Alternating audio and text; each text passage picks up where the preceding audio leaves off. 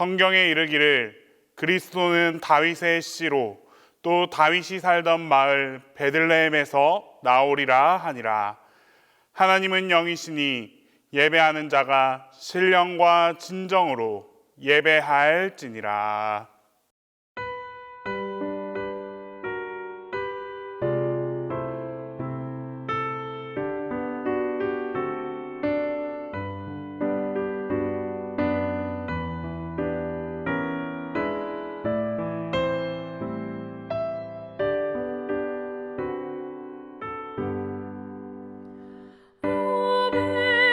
베들레헴 작은 별 너 잠들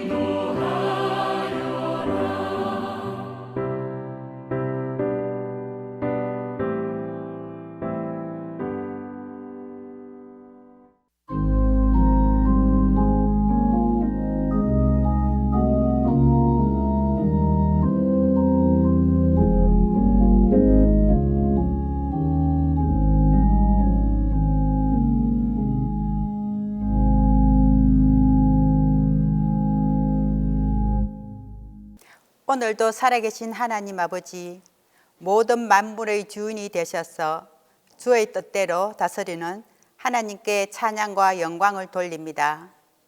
우리의 힘이신 하나님, 감사로 시작하여서 모든 일에 충만하여 축복이 가득하게 하옵소서. 동신교회 성도들에게 기쁨과 행복이 가득한 믿음의 가정을 주셔서 감사합니다. 하나님, 믿음의 자녀들에게 그 가정과 직장과 모든 하는 일에 감사와 축복이 넘치도록 기도할 수 있는 시간을 허락하여 주옵소서. 건강할 때 건강을 돌아보게 하시고 영과 육이 하나 되게 하옵소서. 이 좋은 계절 산과 들의 모든 알곡과 열매가 풍성하여 한가위 때 은혜가 넘치도록 하여 주시옵소서. 하나님의 은혜를 더욱더 감사하게 하여 주시옵소서. 오늘 주님의 말씀을 전할 목사님에게 성령 충만하게 해 주시옵소서. 우리 주 예수 그리스도의 이름으로 기도드립니다. 아멘.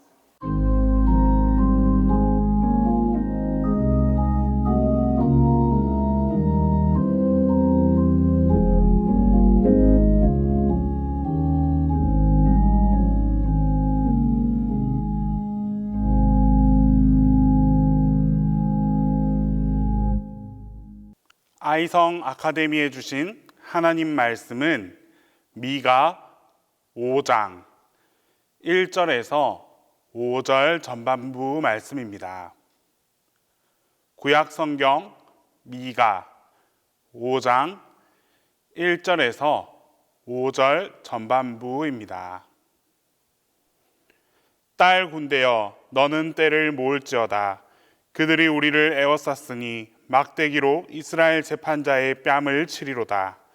베들레헴 에브라다야, 너는 유다 족속 중에 작을지라도 이스라엘을 다스릴 자가 내게서 내게로 나올 것이라. 그의 근본은 상고에 영원에 있느니라.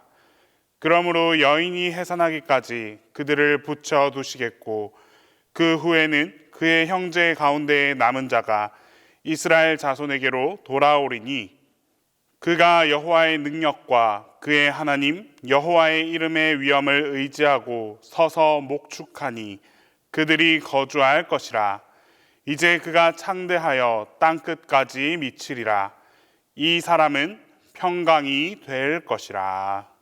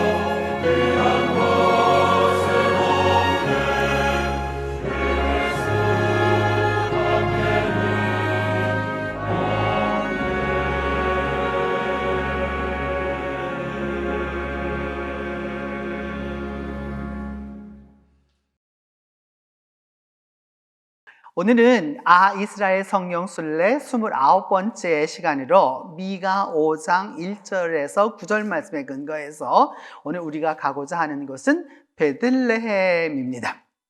베들레헴은 우리 그리스도인들이 너무나도 친숙하게 알고 있는 곳이죠. 여러분 많이 들어본 곳이죠. 맞죠? 이렇게? 아마 예루살렘과 더불어서 베들레헴이 아마 성경에서 우리가 가장 많이 아는 곳 가운데 하나가 아닐까 싶습니다. 그래서 이건 베들레헴에 있는 그 탄생교회인데 오늘 그 베들레헴을 한번 가보려고 하는 것인데 첫 번째 그 제일 중요한 거는 이름하고 뭐가 중요하다고 그랬죠, 여러분? 위치가 중요하다라고 말씀드렸습니다.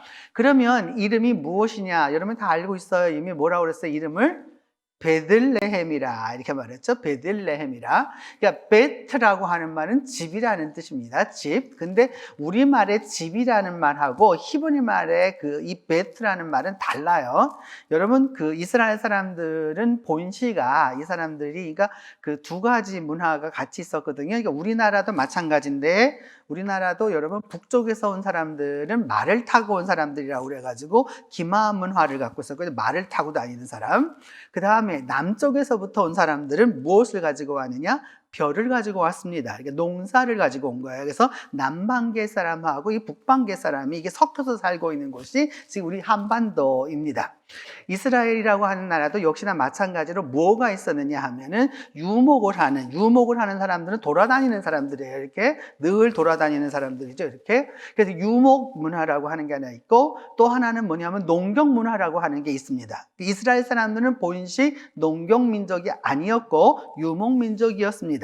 그래서 하나님도 뭐라고 말씀하냐 하면은 다윗이 집 져드린다고 했었을 때 뭐라고 하냐면 내가 언제 집 져달라고 그랬느냐 그러면서 막 뭐라고 막 그러시죠. 이렇게. 그러면서 그 하나님은 어떤 하나님이냐? 움직이는 하나님이에요. 근데 농경은 여러분 어떤 거예요? 농경은 움직여가는 거예요. 거기에 앉아 있어야 되는 거예요. 거기에 앉아서 살아야 되는 거죠. 농경이라는 것은. 그래서 그 지역에서 살기 때문에 거기서 정착을 해야 되는 거라는 말이죠. 그러니까 이 두 개가 성경 안에서 항상 충돌해요. 이렇게 항상 충돌해요. 그래서 뭐냐 하면은 그냥 여러분들이 삶이 예를 들어 가지고 유목을 하지 않으면 살 수 없는 삶이다라고 하면은 어쩔 수 없겠지만은 대부분의 사람들은 여러분 인간이라고 하는 것은 이 세상에 존재한 이래에 어떻게 되었느냐? 떠돌아다니고 살다가 나중에는 어떻게 하고 싶어요, 여러분? 여러분 어떻게 하고 싶으세요? 그래도 내 집이 좋지. 그러면서 그냥 정착하려고 하는 그런 생각들이 많잖아요. 그러니까 인간도 똑같은 거죠, 이렇게. 그래서 그렇게 하려고 했던 것인데 성경은 그렇게 말하지 않는 게. 그래서 이게 베트라고 하는 집은요, 어떤 거냐? 이게 베트라는 말이 뭐냐면 여러분 이 글자거든요. 여러분 요 보면은 이렇게 점 하나 떡 찍혀가지고 이렇게 우리말로 하면 그자처럼 생겼잖아요, 이렇게. 요 까만 글씨 히브리 글자를 써요. 베트가 위에 보면 저거 그자처럼 점을 빵 찍어놨잖아요, 이렇게. 근데 뭐냐면 저게 무슨 뜻이냐 하면 여러분 이게 텐트가 있으면 텐트를 드나들어야 되잖아요, 사람이. 그럼 텐트 문이 어떻게 생겨야 되겠어요, 여러분? 옛날에 우리나라를 생각해 보세요. 여러분 옛날 우리나라 사람들이 문이 없었어요. 요즘은 여러분들 철문하고 다 아파트만 다 이렇게 되고 사니까 다 그렇지만 옛날에 여러분 어떤 문이 있었어요? 우리나라 사람들 옛날 문이라고 하는 게 여러분 아주 가난하게 사는 집의 문이다. 그러면 문이 있어요? 없어요? 문을 없고 뭐냐면 가마떼기 같은 거 갖다 이렇게 달아놓으면 그걸 갖다 이렇게 들치고서 어떻게 하는 거예요? 들어가는 거죠. 그러니까 저 베트라는 게 바로 그거라는 뜻이에요. 이렇게. 그래서 이렇게 드나든다라고 하는 그런 의미가 있는 거거든요. 이렇게. 그러니까 베트라고 하는 게 바로 이제 그런 거예요. 그러니까 베트라고 하는 게 그러니까 우리말로 하면 천막 뭐 이런 뜻이 되는 거죠. 이렇게. 근데 우리는 집이라고 하는 말은 집이라는 말은 이미 짓는다라는 말에서 오는 거예요, 여러분. 그래서 이건 어떤 완성의 의미가 있는 거죠. 그래서 여러분 우리가 왜 옷을 깁다라는 말도 쓰잖아요. 이렇게 다 어근이 같은 건데 그 다음에 이제 레햄이라고 하는 거는 빵이라고 된 건데 지금은 이제 빵이 너무 알려졌기 때문에 우리가 빵과 이 떡을 구분할 수 있죠. 이렇게. 근데 성경을 썼을 때 여러분 그러니까 예를 들어서 우리말로 하면 그러니까 보리떡 5개와 물고기 2마리 하면 한문으로는 뭐라고 그래요? 오병이어라고 그래요. 병 하면 우리는 떡병 이렇게 말해요. 그렇지 않아요, 여러분. 병은 어느 떡에만 쓰는 거냐? 밀가루 떡에만 쓰는 거예요, 여러분. 쌀로 하는 건 떡이라고 그러지 않아요. 그러니까 병이라고 그러지 않는단 말이에요, 여러분. 그래서 병이라는 건 뭘 말하는 거예요, 여러분? 밀가루를 전제했을 때 하는 말이에요. 그러면 예수님 당시에 여러분 그 레햄 하면 레햄은 빵인데 그 밀가루 빵을 잡섰을까요, 예수님은? 예. 그 당시에 그 밀가루 빵을 먹는 산다라고 하는 거는 여러분 이게 밀이라고 하는 게 오늘 우리가 이렇게 너무나 이게 우리나라에서는 지금 실질적으로 보면 밀가루를 만드는 음식 예를 뭐 칼국수라든지 수제비라든지 국수는 여러분 고급 음식이에요. 아니면 조금 그래 서민적인 음식이에요. 서민적인 음식이죠. 근데 여러분 우리가 조선시대에 태어났으면 밀가루 음식을 해 먹으면 여러분 그게 서민 음식이었을까요? 어림도 없는 일이죠, 여러분. 쌀은 쌀이나 밀이나 여러분 다 손질을 해가지고 결국 전부 다 껍데기를 다 벗겨내고, 그 다음에 속껍질을 다 벗겨내고, 그 다음에 그 알맹이만 먹는 게 쌀이잖아요. 맞죠? 근데 그 알맹이를 다시 갈아가지고서 어떻게 하는 거예요? 다시 갈아가지고서 체에다 쳐가지고 그 가루를 내려가지고서 다시 반죽을 해가지고서 먹는다라고 하는 거는 아무 날 먹는 게 아니죠. 근데 여러분 국수는 언제 먹는다고 우리가 의식적으로 팔고 있잖아요. 여러분 이름도 있잖아요. 잔치를 해야 된다는 거예요. 잔치라고 하는 거는 여러분 평생에 사람이 몇 번이나 하는 거예요, 여러분. 제일 하는 건 뭐 하는 거 있어요, 여러분? 잔치하는 건 뭐 있어요? 평생에 한 번 하는 거 뭐예요? 대부분의 사람들이 하는 거죠. 이렇게 뭐예요? 결혼할 때 하는 혼인 잔치 있는 거예요. 혼인. 그래서 환갑은요? 가능성 없는 거죠, 여러분. 그래서 이게 빵집. 그럼 우리는 여러분 이제 이거죠. 이게 보면 뭐 요즘 빵가게들 많은데 뭐 이렇게 생각하지만 예수님 시절에 이 빵이라고 하는 거는 집에서 혼자만 구울 수 있는 게 아니에요. 왜냐? 화덕이 없기 때문이에요. 화덕은 무슨 화덕을 쓰냐? 마을 공동 화덕을 써야 되기 때문에 그렇기 때문에 이제 이런 것들이 생겨나게 되는 것이죠. 이게 베들레헴 하면 이제 그래서 빵집 뭐 그런 내지는 이렇게 우리말로 하면 밥집도 될 수 있고요. 여러 가지 그런 표현이 될 수 있는 거죠. 그래서 이것은 왜 그 말씀이 중요하냐면 요한복음 6장 33절 읽어보세요. 시작. 하나님의 떡은 하늘에서 내려 세상에 생명을 주는 것이니라. 그래서 하나님의 떡 여기라 표현했지만 왜냐 그 당시에는 우리가 성경 번역하기 전에는 그 빵과 떡을 구분할 수 몰랐기 때문에 할 수 없었기 때문에 저렇게 번역한 거죠. 근데 여러분 떡하고 우리나라 사람들이 먹는 이 서양 사람이 먹는 빵은 구분이 되는 거죠.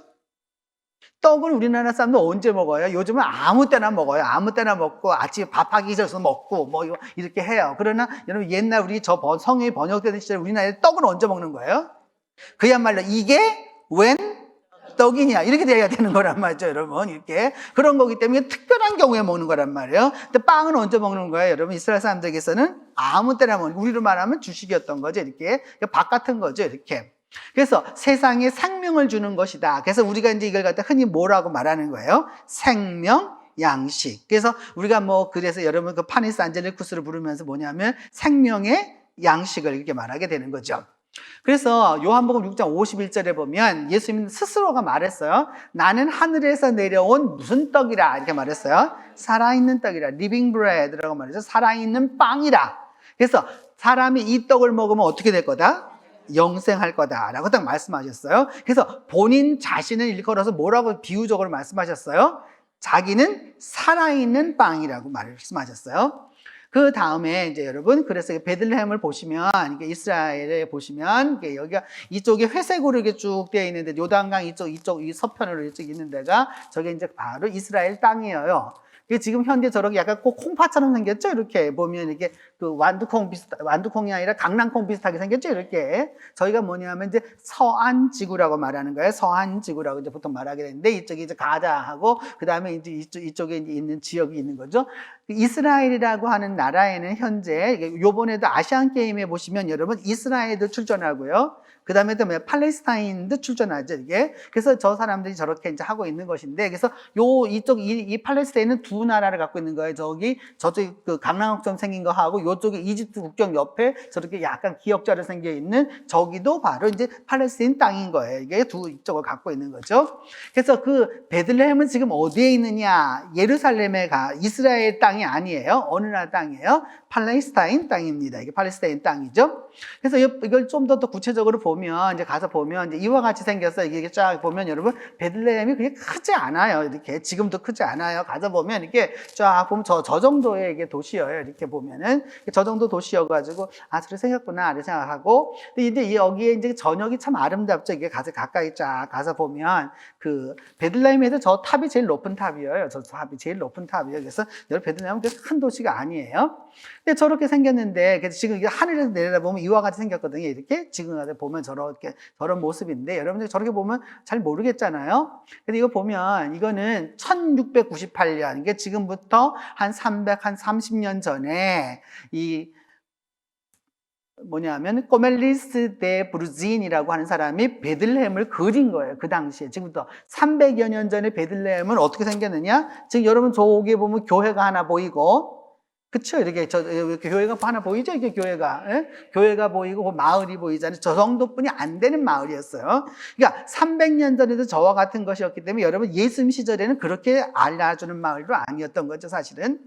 그 다음에 이거는 언제 것이냐 하면 1882년이니까 지금부터 한 150년 전쯤에 이제 그린 거예요. 이렇게 그 베들레헴에 와가지고 이 모습을 그려놓은 거죠. 그러니까 조금 전에 여러분이 보셨던 예를 들어서 지금 저쪽에 마을이 보이잖아요. 여러분 지금 저 마을을 좀 더 구체적으로 이제 150년이 지난 다음에 이런 모습으로 갖고 있었다라는 걸 알 수 있습니다. 그 다음에 또 하나 보면 요거는 이제 언제적인 거냐면 1897년에 베들레헴을 찍은 사진이에요. 이제 여러분 이제 보다도 이게 멀리서 본 게 아니라 가까이 와서 찍었다 하는 게 보이죠? 이렇게 느낌이. 그 여성들이 보이죠? 저기에 보면 나귀도 보이고, 그렇죠? 예, 여자 옆에는 절대 말이 오지 않습니다, 여러분. 이게 다 다른 거예요. 풍습이 다 있기 때문에. 그런 거죠. 그 다음에 요거는 이제 언제적인 거냐면 1931년이니까 한 190년 전쯤 그때 이제 베들레헴을 이렇게 하늘에서 보고서 찍은 거죠. 이렇게. 그때는 이제 세월이 그만큼 이제 비행기나 이런 게 생겼기 때문에 저와 같은 모습으로 볼 수 있었다라는 겁니다. 그 다음에 이제 오늘날 가서 보시면 베들레헴을 가보면 이게 여러분 제일 먼저 이게 베들레헴을 가서 딱 보면 이게 느껴지는 거예요. 이렇게 베들레헴을 딱 보면 저와 같은 모습으로 되어 있고 저 교회가 보이시죠? 십자가가. 그렇죠? 이렇게. 그리고 난 다음에 좀 더 가보면 이 안에 들어가 보면 저렇게 이제 그 옹기종기 살고 있는 그런 마을이에요. 옹기종기 살고 있는 마을이고. 그래서 아까 제가 말씀드렸어요. 저 탑이 제일 높은 탑이라고. 그래서 베들레헴 그 길이 뭐 그렇게 크지 않아요. 이게 조그마한 길이에요. 이렇게 가서 보면은 이게 길도 넓지 않고. 근데 유명은 하죠. 전 세계 사람들이 크리스마스 때만 되면 이쪽으로 모든 그 매스 미디어들이 다 와가지고 뭐 하는 거예요, 여러분?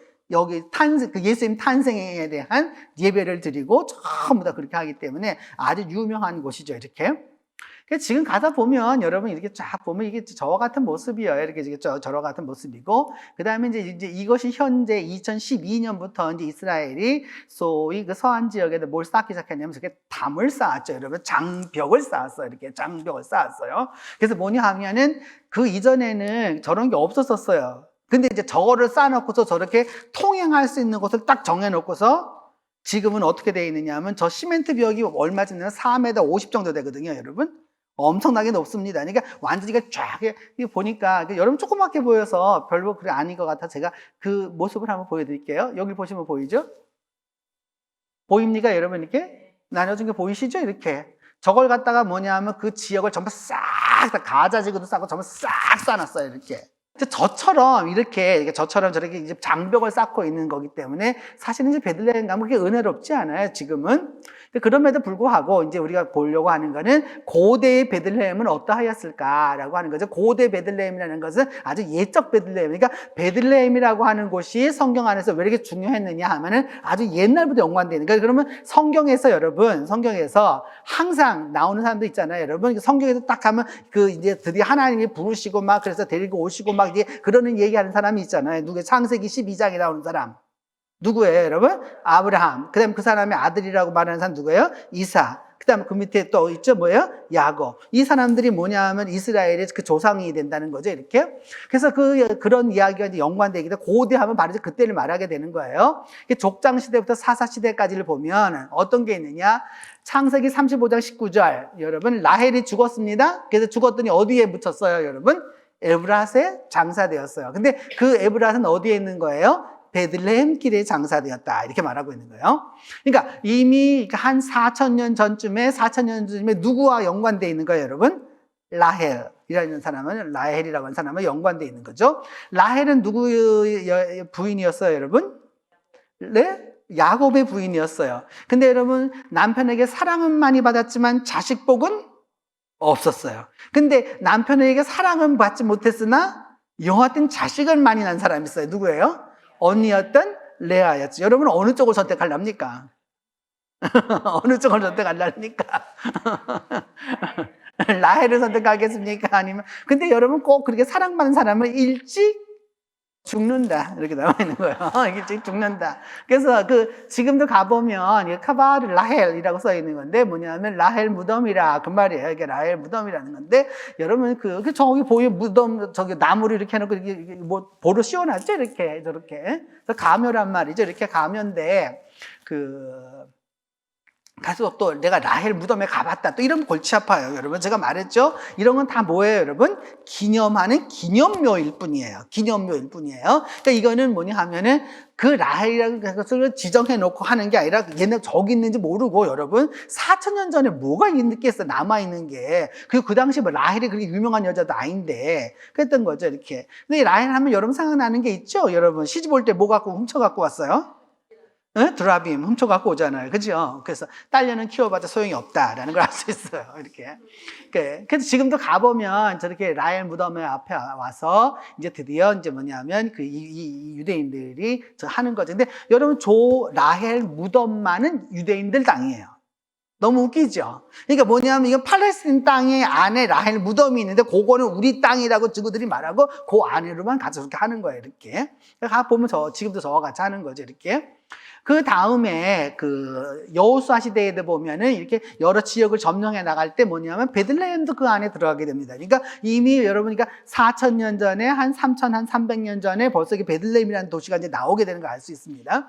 그 다음에 사사기 12장 8절하고 10절에 보면 베들레헴 출신의 사사가 있습니다. 그 사람 이름이 뭐예요? 입산이라는 사람이에요. 입산. 입산이 사사가 되었고 그 다음에 입산이 죽었더니 어디에 묻혔다? 베들레헴에 붙였다는 거예요. 그러면 이제 그런 얘기들이 있는 거죠. 그 다음에 사사기 17장에 보면은 베들레헴에서 오는 레위 사람이라 이제 이야기하게 되는데 유명한 이제 레위인의 첩 이야기 나오고 뭐 그런 이야기예요. 이렇게. 그다음에 사사기 19장에도 보면은 베들레헴 사람이다. 그래서 베들레헴이라는 말을 계속하죠. 이렇게. 그다음에 이제 그 다음에 여러분들이 베들레헴과 아주 관계되어서 잘 아는 여성이 한 분 있어요. 누구예요? 여러분 성경 아주 유명한 여자죠. 장수는 4장뿐이 안 되지만 아주 유명한 여자예요. 누구예요? 룻이라는 여자예요. 룻은 모압 사람이었죠. 모압, 이스라엘 사람이 아니었단 말이죠. 근데 그 사람이 이제 있는데 여기 보면은 룻기 처음에 보면은 베들레헴에 살고 있는 사람들이 있었는데 나옴이라는 여자하고 그다음에 말련과 기련하고 엘리멜렉이라는 사람이 살고 있었다. 이게 딱 이야기 읽는 순간 이스라엘 사람들은 딱 벌써 느끼죠, 여러분. 저거를 히브리어로 딱 읽는 순간 엘리멜렉 하면 딱 벌써 느낌이 뭐가 오느냐? 멜렉 하면 뭐냐 하면은 왕이란 뜻이에요. 엘리는 뭐냐 하면은 나의 하나님. 그러니까 하나님은 나의 왕이시다. 이런 뜻인데. 그러니까 왕이 이때는 있었다, 없었다. 룻 시대에는. 있었다, 없었다. 없었습니다, 여러분. 없었습니다. 근데 벌써 이름이 뭐가 나오고 있어요? 엘리멜렉. 그러니까 이거는 쓰는 사람들이 언제 때 사람이에요, 여러분? 이미 후대 때 사람들이 이름을 써놓은 거죠, 이렇게. 그다음에 그 아내 이름은 뭐였냐? 나오미였어요. 나오미라는 거는 무슨 뜻이냐면은 기쁘다 그 말이에요. 기쁘다는 뜻이에요. 우리말로 기쁨이라는 뜻이에요. 이렇게 기쁨, 영어로 joy 이렇게 되는 건데 두 아들의 이름은 뭐냐면 병신과 말론과 병신과 그다음에 기련을 하면 등신 이런 뜻이에요, 여러분. 아들 이름은 너무 웃기죠? 부모는 뭐예요? 하나님은 나의 왕이시다 이래놓고 그다음에 엄마는 기쁨이라고 그러고 아들 둘은 뭐예요? 병신과 등신을 낳았다 이런 뜻이 있는 거예요, 그 말이. 그러니까 저것들을 딱 보자마자 느낌이 뭐죠? 말년과 기련, 병신과 등신 옛날 말로 쓰면은 그런 말인데 그 말을 쓰면 이게 여러분 오래 살 것 같아요? 못 살 것 같아요? 딱 오래 못 살게 되는 거죠. 이게 벌써 딱 읽는 순간 다 알 수 있는 거예요, 이렇게. 그 다음에 19절에 보면은 이제 결국 그래서 모압에서 어떻게 죽었어요. 다 죽고 그 나오미가 돌아오려고 하는 거죠. 이렇게 돌아와서 고향 땅으로 돌아올 때 누구를 같이 올 수밖에 없었어요, 여러분. 룻이라고 하는 여자가 뭐라고 그랬어요? 나는 엄마랑 같이 시어머니랑 같이 가겠다 이렇게 말을 한 거죠, 이렇게. 그래서 같이 오게 되었다라고 하면서 이제 그 베들레헴까지 왔었다라는 거예요. 그래서 이 베들레헴에서부터 그때 이제 보아스라는 남자가 나타나죠. 여러분 보아스라는 이름 자체 벌써 여러분 야긴과 보아스가 생각나죠, 이렇게. 벌써 다 좋은 역할을 하도록 돼 있어요, 이렇게.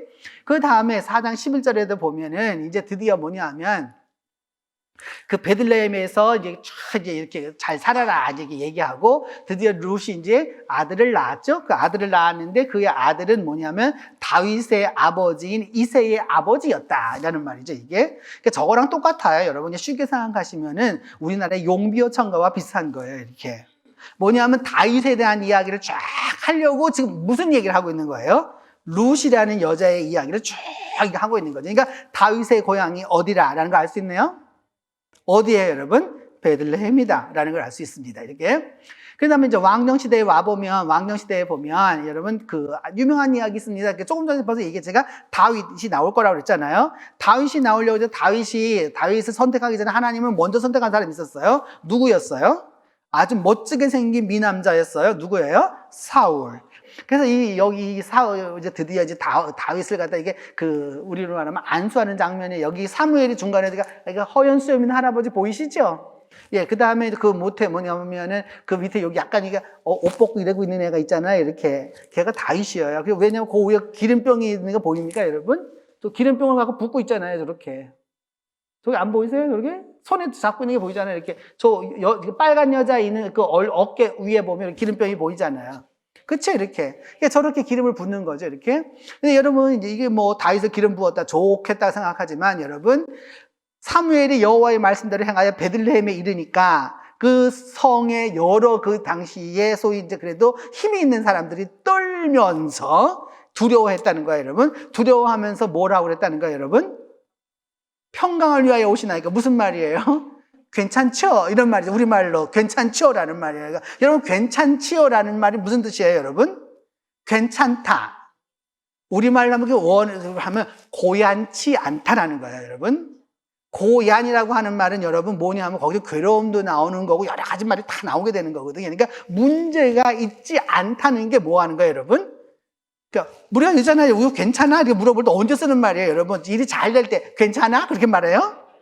무언가 나쁜 일이 생겼을 때 이 사람에게 물어보는 말이 뭐예요? 괜찮아? 그래 물어보면은 아무 문제 없어 그런 말이에요. 여기 똑같은 말. 지금 평강을 위해 그 좋은 일로 오셨죠? 이렇게 물어보는 거예요. 왜? 근데 좋은 일로 오는 사람이 뭐라고 말하는 거예요, 여러분? 기뻐하며 그를 환영하여 이르되 이렇게 말하는 게 아니고 뭐라고 말했어요?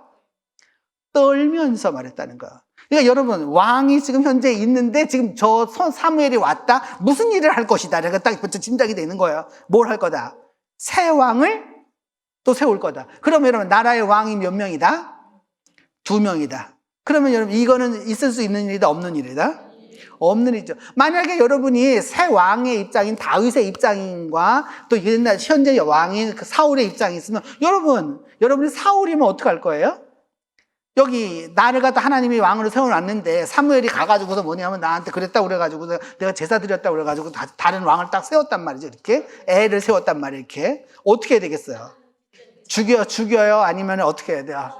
네? 찾아가요? 물론 그러죠. 이게 결국 그래서 뭐냐면 이게 참 복잡한 문제가 여기가 얽히게 설키게 되는 거죠. 여기에. 그래서 아주 정말 복잡한 문제가 여러 가지 있게 되는 거죠. 이렇게. 그래서 이게 보면은 이제 그 사울에게를 왕래했고 베들레헴에서 그의 아버지 양을 쳤다. 이제 이런 말이 나오게 되는 거예요. 그 여기서 이제 양 치는 그 이야기 때문에 여러분 시편 23편 생각나죠? 여호와는 나의 목자시니 이제 생각나는 겁니다. 그다음에 이제 여기 나중에 베들레헴 사람 이새의 아들이라 그래서 그런 얘기 쭉 나오게 되고 이제 베들레헴의 얘기예요. 이게 베들레헴 성문 곁에도 있었어 뭐 갔었던 이야기 뭐 이렇게 쭉 이제 그런 얘기예요. 그다음에 이제 우리에게 중요한 건 여러분 예수님은 이거를 누구의 후손이라고 말하던가요? 누구의 후손이라? 응? 왜 예수님은 요셉의 아들이라 이런 말은 잘 안 하고 뭐라고 그래요, 여러분? 다윗의 후손. 그 다음에 또 누구의 아들 이렇게 많이 말하죠, 여러분? 마리아의 아들이라고 말을 많이 하면서 요셉의 아들이라는 말은 거의 잘 하지 않아요. 이게 참 신기한 그런 표현인데 이게 베들레헴과 예수님을 우리가 한번 살펴보기 위해서 첫 번째 예수님의 탄생지였다는 거죠. 왜 그랬느냐? 예수님은 누구의 후손으로 온다고 저희가 말했어요, 여러분? 다윗의 후손으로 온다는 거예요. 근데 다윗은 예수님하고 몇 년 차이 나냐? 1000년 차이 나는 거예요. 1000년. 그럼 여러분 여러분의 조상 중에 1000년 전 조상하고 여러분하고 무슨 관계가 있대요? 무슨 뭐 국물에를 한 방울 쳤대요, 여러분? 1000년이면 이게 말이 1000년이 지났는데 무엇이 있을 거예요, 여러분? 자, 한번 생각해 볼 필요가 있죠. 근데 이제 오늘 본문이에요, 여러분. 미가 5장 2절에 그 유명한 말이죠. 베들레헴 에브라다야. 그 에브라시라는 건, 이거 에브라다는 건 에브라시라는 말이죠. 너는 유다족 속에 조그만하지만 이스라엘 다스릴 자 내게서 내게로 나올 것이다. 이제 그 유명한 예언이 있게 되는 거죠, 여러분. 그래서 우리가 대림절이 되면 늘 이렇게 읽게 되는 말씀 가운데 하나예요. 이렇게 그 베들레헴이 이제 예수님의 메시아의 탄생지가 이제 되는 것이죠, 이렇게. 그래서 그 결국에 나중에 동방 박사들이 왔었을 때 여러분 헤롯이 누구 베들레헴으로 보냈다는 거죠, 이렇게. 베들레헴에서 이제 드디어 찾게 되는 것을 이제 하는 거죠, 이러면서. 그 다음에 성경에 이제 7장 42절, 요한복음 7장 42절에 보면 성경에 이르 그리스도는 누구의 씨로? 다윗의 씨로. 다윗이 살던 어디에서 나올 거라? 베들레헴에서 나올 거라. 이렇게 말했다는 거죠, 이렇게. 그래서 여러분, 이제 우리 가보면, 이제 베들레헴에 가서 지금 찍어놓은 사진인데, 저쪽 저쪽 끝에 보면, 여러분, 끝에 보면, 뭐냐면, 레이첼스 툼이라고 그래서 뭐냐면, 라헬의 무덤이 저렇게 있습니다. 라헬의 무덤이 있는 거예요, 꼭대기에. 그 다음에, 커서를 짚어주세요, 이렇게. 그 다음에, Church of the Nativity 해가지고, 그 밑에, 저게 뭐냐면, 이제 탄생교회가 있는 거예요, 지금 탄생교회. 올 여러분들이 크리스마스에도 꼭 보시게 될 거예요. 뉴스에 분명히 나옵니다. 베들레헴 탄생교회에서 예배가 드려졌다. 이렇게 쫙 나올 거예요. 탄생교회가 거기 있고, 그 다음에 그 밑에 Fields of Boaz 돼 있는데 뭐냐 하면, 여기가 이제 그 보아스하고 룻이 만나서던 그 들이라 이렇게 전해오는 것이고요. 그 위에 보면은 뭐냐 하면, 그릭 오르스독스, 그 다음에 Shepherd Field라고 돼 있는데 뭐냐 하면, 그리스 정통교회의 목자들의 뜰이라 이게 되는 거죠. 이게 목자들이 있었던 바로 이제 그런 곳인데, 이게 그리스 정통교회가 갖고 있는 거고, 그 위에는 뭐냐면 프란시스칸 셰퍼드 필드가 있는 거예요. 여기는 그러니까 프란시스 수도회에서 한 또 거기 목자들의 마당이 있는 거예요, 이렇게. 무슨 말이냐 하면 여러분 이제 이런 거예요. 이렇게 역사가 오래고 되고 나면 뭐가 되고 있냐면 여러분 후대 사람들이 와가지고 그 예수님의 그 자취를 찾기를 원하겠어요? 안 원하겠어요? 원하죠, 여러분. 우리나라 사람들은 하다못해 그래서 거기서 살 수 없고 못하니까 뭐냐면 돌이라도 집어 갖고 온단 말이죠, 이렇게. 성지순례 갔다 오면 나중에 어떻게 되냐면 처음에 돌을 하나씩 묻다 보면 나중에 어떻게 되냐면 꽤 많은 돌이 모여지게 돼요. 무거워지게 돼요. 그래서 맨 처음에 거기다 써놓지만 나중에는 이 돌이 어디서 갖고 왔는지도 모르는 거죠. 단지 그냥 이스라엘에서 갖고 왔다 이렇게 되는 거죠, 이렇게. 돌을 갖고 온단 말이죠, 이렇게. 지금도 가보면 저렇게 이제 나눠져. 그러니까 그 목자들이 어디가 여러분, 어디가 목사님, 그럼 진짜 목자들이 있었던 곳이에요? 모르죠. 여러분. 어떻게 알아? 목자들이 뭐 그 당시 지주였어, 뭐였어, 그거 아무도 모르는 거라. 근데 후대 사람들이 가가지고 하도 저거 막 하기 때문에 저런 것이 생겨나게 되는 거죠, 이렇게. 그래서 보면 박사들이 그래서 이제 드디어 이제 그 베들레헴에 있는 집에 들어가가지고 그 유명한 것들이었죠. 뭐였어요, 여러분? 황금, 그다음 뭐예요? 유향, 그 다음에 몰약, 이런 거죠, 이렇게. 그 유향과 몰약은 뭐냐면 다 진통제, 해열제 그런 거예요, 여러분. 그래서 뭐냐 하면은 지금도 많이 쓰여지고 있는 것 가운데 아니죠. 근데 많은 사람들이 유향을 모르고 유황이라고 그러는 사람들 꽤 많죠, 이렇게. 유황과 그 유향은 다른 거예요, 여러분. 그래서 이제 이게 중세의 그림으로 보면 이제 드디어 이제 동방 박사들이 찾아가가지고 이제 마리아에게 이제 저거 같은 쫙 하는 건데, 저기 보면 마리아는 무슨 색깔 옷을 입고 있다? 초록이 아니고 뭐예요? 초록이 아니고 블루 남색으로 된 옷을 입고 있죠, 여러분. 저게 여러분, 그러니까 고대의 상징이에요, 여러분. 아무에게나 저 옷 색깔을 쓰는 게 아니에요. 저 색깔이 나오면 여러분 무조건 누구라고 생각하시면 돼요? 마리아라고 생각하시면 돼요. 그래서 지금 가 보면 이제 그 예수님 탄생교회거든요. 이게 탄생교회 마당이에요. 그래서 나중에 이제 크리스마스 때가 되면 여기가 여러분 사람들을 바글바글 꽉 차게 돼 있어요. 이렇게 이 마당이 꽉 차. 근데 여러분 저기 이제 보시면 저기 문이 하나 보이지 않아요? 조그마한 문이 보이잖아요. 저렇게 조그만 문이 보이잖아요. 이렇게 문이 보이시죠? 멀리서 찍어서 그런 것 같지만 사실도 진짜로도 작아요. 진짜로 작아요. 어떻게 작으냐면 가서 보면 이렇게 생겼어요. 이렇게 지금 저 사람이 어떻게 하고 들어가고 있어요, 여러분? 허리를 이렇게 굽히고 들어가고 있죠, 이렇게. 왜 하냐면, 근데 여러분 거기를 한번 보시면 이게 약간 둥그렇게 그 이스라엘 그 소위 중동식 문이 이게 보입니까? 이렇게? 이게 네모 문이 있고 그 위에 이렇게 타원형 계란형처럼 생긴 게 보이잖아요, 이렇게. 맞죠? 실제 문은 저 계란처럼 생겼었던 문이에요. 근데 여기에 이제 드디어 여러분 그 왕들이 와가지고 그 왕들이 왔었을 때 저 교회 문이란 말이에요, 여러분. 근데 저 교회 왔는데 왕들이 왔었을 때 여러분 쉽게 말하면 하시면 여러분 왕이 오셨는데 여러분 왕이 걸어 들어갔을까요? 타고 들어갔을까요? 왕이 걸어 들어갔을까요? 타고 들어갔을까요? 타고 들어갔단 말이죠. 그런데 여러분 우리가 말하는 거 있어요. 여러분 찬송에서 해요. 여러분 만왕의 왕 내 주께서 그 말하잖아요. 근데 만왕의 왕이신 예수님이 탄생하신 곳으로 오는데 왕이 어찌한다? 말을 타고 오네. 그 누구보다 더 높다는 거예요. 그렇죠. 그래서 그거를 방지하기 저걸 어떻게 하든지 내려야 된다. 내리라고는 말할 수 없다. 그러니까 어떻게 할 수밖에 없어요, 여러분? 문을 줄인다라는 거예요. 그래서 지금은 그래서 저렇게 허리를 꾸미고 이렇게 들어가게 돼요. 누구든지 다 허리로 들어가게 됐어요. 겸손의 문이 된 거죠. 겸손의 문이 된 거예요. 그래서 저 안을 딱 들어가 보면 어떻게 생겼느냐 하면 이와 같이 생겼어요. 여러분 가서 보시면 그 이렇게 보면은 이제 이 안에 들어가는 거 저기 멀리 보이시죠? 여러분 그 우리 문이 그 보이잖아요. 이제 그 문을 해서 들어가려면 요렇게 요 문을 보시고 조금 더 가까이 가 보면 이제 이렇게 문이 이렇게 생겨 있고 저 문 저렇게 생겨 있고 그다음에 더 들어가면 이제 요거는 문을 들어와서 찍은 거예요. 무슨 말씀인지 아시겠어요? 우리가 지금 저 바깥에서 지금 어떻게 하지? 안으로 들어왔다. 그러니까 이거 알 수 있어요. 저와 같은 문이 된 거죠, 이렇게. 저런 문이 생겨가지고 지금 가다 보면 이거는 이제 십자군 시대에 지어놓은 그 탄생교회 한 1000년쯤 된 거, 한 800~900년 정도 된 거죠, 이렇게. 저런 구예배당이 있고요. 그 다음에 저 구예배당이 저기 오래되었으니까 당연히 무슨 예배당을 짓고 싶다?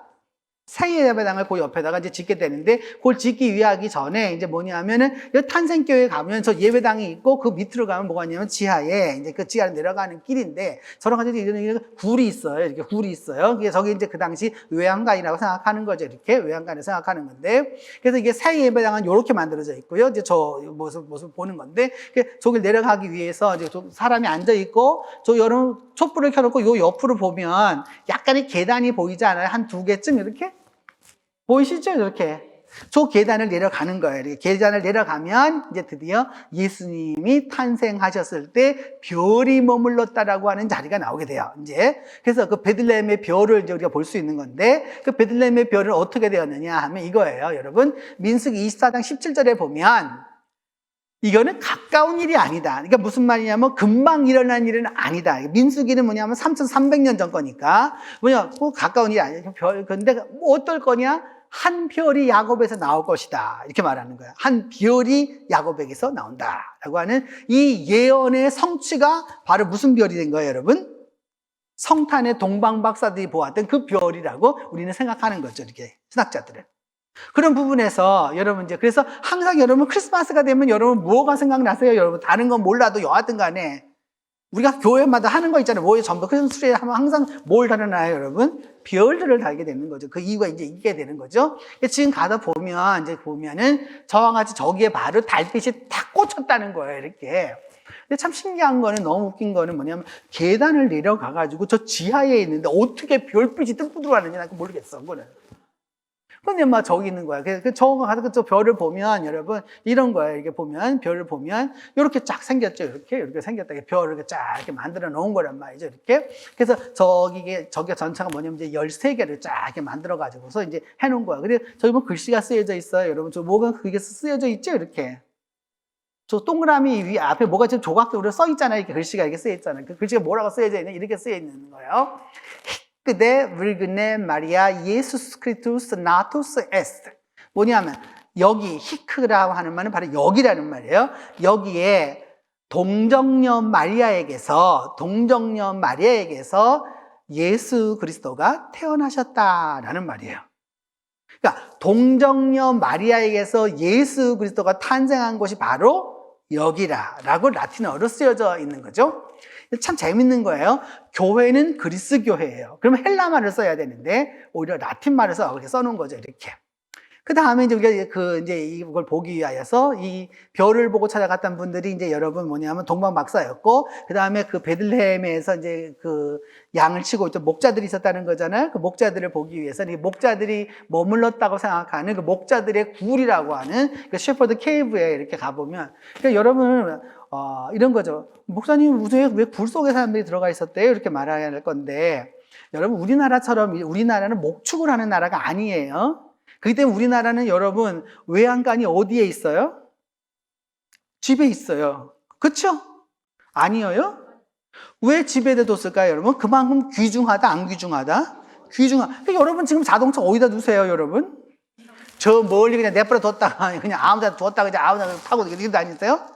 분명히 자기 집에 뭐가 있을 거예요, 여러분? 어딘가에 여러분 주차하고 있을 거고, 만약 집에 주차장이 없으면 집 가까이 둔다, 집 멀리 둔다. 예, 가까이 두는 거예요. 근데 이 사람들에게는 여러분, 이 소위 동굴이라고 하는 게 어떤 의미를 생각하시면 되냐 하면, 우리처럼 오늘날의 그런 개념이 아니고, 이 사람들이 살았던 시절에는 저 안에 사람도 기거하고요, 동물도 같이 기거하고 그러는 거예요. 지금도 인도에 가보면 그걸 그대로 보실 수 있습니다. 이렇게. 이 목자들이 이제 저를 하는 건데, 다 이제 후대에 그려진 그림들이기 때문에 상상화들이에요, 여러분. 그래서 뭐냐면, 앞에 눈에 막 좋다고 그러면서 저렇게 이제 양떼를 가는 그 모습도 이렇게 그려놓은 거죠, 이렇게. 그래서 지금은 소위 이 목자들의 교회가 있습니다. 가보면, 저와 같은 모습으로 생겨 있어요. 목자들의 교회. 이 안에 들어가 보면, 이 안에 보면 이제 뭐냐면, Deo et in terra pax omnibus. 이렇게 써 있어요. Deo 하면 하나님께. at 그리고 in terra 하면은 이 땅에는, pax 하면은 뭐냐면, pax 하면은 평화, omnibus 하면은 사람에게, 그런 뜻인데 뭐냐면, 그러니까 하나님과 그리고 땅에 있는 사람에게는 무엇이 있기를? 평화가. 여러분 어디 생각나시죠? 이게 우리 천사들이 나타나가지고 유명한 얘기 하잖아요, 여러분. 그렇잖아요. 이게 바로 이제 그 글이 어디 쓰여 있냐면, 이 목자들의 교회 저 위에 글자가 써 있는 게 보이시죠? 저 창문 이거 보이잖아요. 이렇게 보이잖아요. 바로 그런 거죠, 이렇게. 그래서 바로 이제 그걸 보기 위해서 여러분 저 밑에 그림이 있잖아요. 이렇게 약간 거무스름하게 보이잖아요. 이렇게 거무스름하게, 그렇죠? 이렇게 저걸 갖다 확대해 보면 이렇게 생긴 거예요. 이거 보면 뭐예요, 여러분? 목자들이 왔고, 그 다음에 예수님이 저렇게 이제 태어나신 모습을 이제 그려놓은 거예요. 그렇죠? 구유, 천사, 뭐 이런 것들은 오늘날도 우리 동신교회도 여러분 대림절이나 성탄절이 되었을 때 예배당 장식을 하면 항상 저게 나오게 되죠. 뭐가 나와요, 여러분? 요셉과 마리아와 예수님. 그 다음에 목자들, 동방박사, 천사, 그리고 별 항상 나오게 되는 거죠. 이거는 없어질 수가 없는 것이죠, 이렇게. 그래서 여기 목자들이 말하기를 가서 우리 가서 예수님 이루어진 일을 보자. 그래서 갔다는 거예요. 그래서 그 목자들이 가가지고 그 예수님 태어난 거, 첫 번째 이 사람들이 뭐였느냐? 드디어 이제 예수님의 탄생을 축하하러 온 사람들이었다라는 거죠. 이렇게. 그래서 그 당시 그 목자들의 모습이 다 후대 그림이기 때문에 그 서양의 이런 목자들의 모습하고 상당히 있고, 그래서 여러분 저 모습을 지금 보니까 우리가 흔히 이 크리스마스에 있어서 여러분 만들어 놓는 모형하고 어떻다? 아주 비슷하다라는 걸 알 수 있습니다. 이렇게. 그러니까 지금 가보면 목자들의 베르들레헴에 가면 목자들에게 뜰이라고 하는 게 있어요. 이렇게 가서 보면 저렇게 층층 이렇게 쌓아놨죠. 이렇게. 왜냐하면 이제 거기다 농사도 짓고 풀도 있고 이제 이렇기 때문에 저런 모습이에요. 이게 또 이런 모습이고, 그 다음에 가보면 저와 같은 모습인데, 이스라엘에 가서 이제 저런 모습을 보기는 여러분 어렵습니다. 이스라엘 사람들은 이제 목양을 하지 않아요. 양을 키우지 않아요. 저렇게 절대 키우지 않아요. 그리고 어디다 키우느냐? 가둬서 키우죠. 오늘 우리나라가 여러분 시골에 가면 여러분 그 소를 점점 다 이렇게 애들이 몰고 다니면서 여러분 풀 뜯기고 그래요? 그래요? 안 그래요? 요새 여러분 소는 그런 소가 아니죠, 여러분. 요새 소들은 다 어떻게 돼 있어요? 여기다 번호표 띵띵 다 붙이고서 뭐 했어? 이렇게 번호표 띵띵 붙이고서 전부 다 이렇게 우리에 있잖아요. 아니에요? 그때 되면 주사 맞아야 되고, 그렇죠? 이렇게 전부 다 이렇게 하고 있잖아요. 여기도 똑같아요. 이스라엘도 똑같아요. 그래서 이스라엘에서 진짜 양고기 먹기가 비쌉니다. 소고기보다 훨씬 더 비쌉니다. 안 팔아요. 그리고 여러분 거의 안 팔아요. 그래서 먹고 싶으면 먹고 싶으면 뭐냐 하면은 저 아랍 사람들이 사는 마을이 있거든요. 거기 가서 사와야 돼. 이렇게 정말 비쌉니다. 우리나라는 오히려 더 많이 먹고 있다라고 할 수 있어요. 이스라엘 가면 양고기 먹기 어려워요. 정말로 먹기 어려워요. 지금은 이제 저런, 그러니까 여호와는 나의 목자시니 뭐 이런 거 다 설교하는 것들 여러분 이제 요새 안 가본 사람들의 얘기예요. 실질적으로 가보면 없어요. 이제는 저런 모습 없어요. 그냥 저렇게 사진에나 있을 뿐이에요. 우리가 여러분 뭐가 똑같은 거예요. 시골에 가면은 여러분 여러분 그 있죠. 여러분 세대가 많이 들었던 노래 중에 하나가 뭐 코스모스 피어 있는 명절에 되면 부르는 노래 있잖아요. 코스모스 비어있는 그 기찻길, 여러분, 고향역 생각나잖아요. 거기에는 뭐가 있어요? 이쁜이, 곱분이, 마중 나와 있을까요, 여러분? 할매도 보통 할매들이 알겠지. 그치? 거의 80, 90대 할매들만 나와 있겠지. 그치? 나오지도 않겠지. 뭐 하냐? 끌차 끌고 다니고 있겠지. 이렇게 끌차 끌고 있는 거죠. 여러분, 그런 거 다 없단 말이에요, 이제. 근데 지금 노래를 부르면서 무슨 고향을 얘기하죠. 무슨 고향 얘기해봤자 여러분, 별로 고향 뭐 없는 거죠, 이렇게. 지금도 가보면 목자들이 이와 같이 이렇게 있어요. 이렇게 이와 같이 있는 거죠. 이렇게 이와 같이 있는 거고. 이제 그러면 이제 헤롯이 이제 여러분 베들레헴에서 행한 나쁜 일이 있어요. 박사들이 왔다가 어떻게 했어요? 다시 돌아가지 않고 어떻게 했어요, 여러분? 돌아가는데 헤롯에게 돌아가지 않고 헤롯을 피해가지고 어떻게 했어요, 여러분? 자기 고향으로 가버렸죠, 이렇게. 몰래 가니까 그때 이제 열받았던 사람이 누구예요, 여러분? 사울과 똑같은 거죠. 헤롯도 뭐냐면 자기가 왕인데 또 왕이 나와 있을 수 없는 거예요. 그래서 뭐가 있느냐 하면 그때 박사들 때를 기준해가지고 2살부터 그 아래로는 다 어떻게 했다? 대량 학살이 일어났다라는 거죠. 대개는 한 20명 안팎이었을 거예요. 그 못 됐을 거예요, 여러분. 그 정도 되었을 건데 이제 그 죽인 일이 있었죠. 그래서 이게 이제 그 서양 성서에 많이 이제 나타나게 되는 거죠. 그러니까 아이들을 죽였던 그 헤롯의 무자비함을 이제 이야기하게 되는 것이죠. 그래서 여러분들이 이제 나오면서 이거예요. 첫 번째 파란 글씨 한번 읽어보죠. 시작. 베들레헴은 족장 시대부터 이어진 중요한 성소입니다. 그러니까 베들레헴은 아주 중요한 성소라는 거예요. 성소라는 말은 무슨 뜻이냐면 여러분 아주 성전이 있기 이전에 하나님을 섬기는 아주 거룩한 장소였다라고 하는 걸 알 수 있습니다. 그래서 그 성소의 대표적인 게 뭐냐면 타작마당이 있었던 거죠, 여러분. 그래서 룻이 그 타작마당에서 누웠었을 때, 이제 그 보아스가 누웠었을 때 그 있었던 일을 생각합니다. 그 다음에 이스라엘의 땀 정령 시대에도 중요한 것이었고 또 사사들의 모였기도 했어요, 여러분. 출생지이기도 했다라는 거예요. 왕정 시대에는 이스라엘의 가장 사랑받는 왕인 누구의 고향이었다? 다윗의 고향이었다는 거죠. 다윗의 고향이었다는 거예요. 이런 부분을 이제 알면서 그래서 이제 우리는 베들레헴은 우리의 생명 양식이신 누가 태어난 곳이다. 예수 그리스도가 태어난 곳이다라는 거죠. 왜냐하면 그 생명 양식이신 예수 그리스도가 태어날 곳은 어떤 이름을 가져야 되는 거예요, 여러분? 그분이 생명 양식이니까 어디서 태어나야 되는 거예요? 양식이 있는 곳에 태어나는 거죠. 그 양식이 있는 곳이 바로 뭐예요, 여러분? 베들레헴이라는 거죠. 베들레헴이라는 거죠. 그러니까 오늘도 우리가 예수 그리스도를 우리의 생명 양식으로 믿고 또 예수 그리스도를 생명 양식으로 받아들일지인데 여러분 우리에게 있어서 중요한 것은 그 양식의 집 베들레헴이 있어야 하는 것이죠. 그 베들레헴은 여러분 그러니까 비가시적으로는 하나님의 말씀이 선포되는 모든 것을 말하겠지만 가시적으로는 교회라고 하는 것이죠, 여러분. 그렇기 때문에 교회의 중요성이 여기에 있는 것이죠. 그래서 여러분 하나님의 양식이 공적으로 주어지는 곳 그것은 바로 어디다? 베들레헴 교회라는 거죠, 이렇게. 그래서 우리가 이런 부분에 있어서 여러분 이 베들레헴을 보면서 다시 한번 기억해야 할 것은 바로 이런 부분이다라고 할 수 있습니다. 같이 기도합시다. 하나님 감사합니다. 2000년 전 베들레헴에 태어나신 주님을 기억하고 그 이전부터 주님이 오실 것을 예언하였던 성경의 많은 기록들과 예언들을 살펴보았습니다. 주님이 이제 기도하고 원하오니 우리들 모두에게 은혜를 베풀어 주셔서 우리가 다 생명 양식이신 예수 그리스도를 믿고 따름으로 말미암아 예수 그리스도로 행복한 이들이 되도록 주께서 함께하여 주시옵소서. 그리하여서 우리 모두가 베들레헴의 축복을 받는 그 은혜가 있도록 도와주시옵소서. 우리 주 예수 그리스도의 이름으로 기도합니다.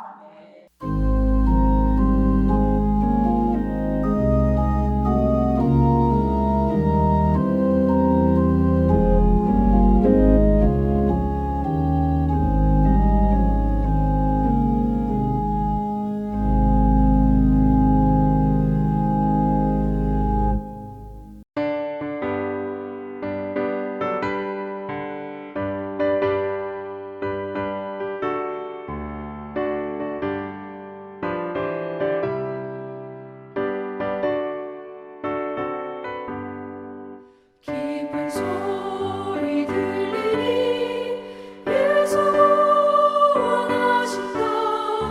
만민에게 전하라. 예수 원하신다.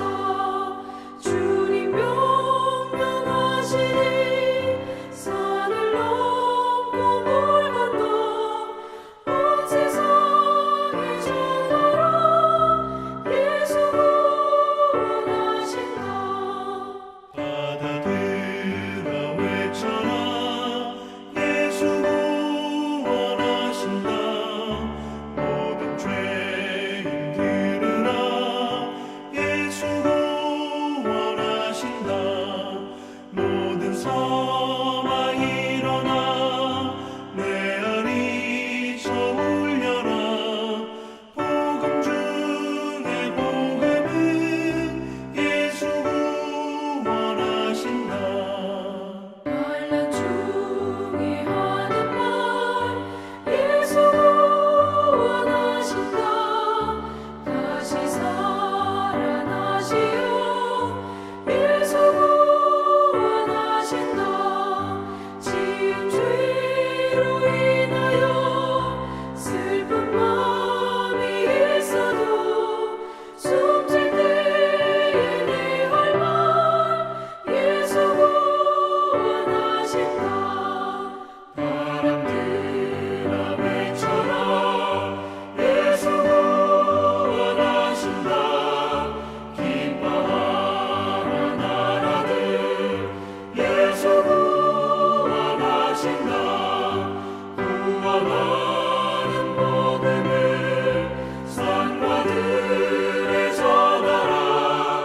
우리들의 승장가 예수 원하신다.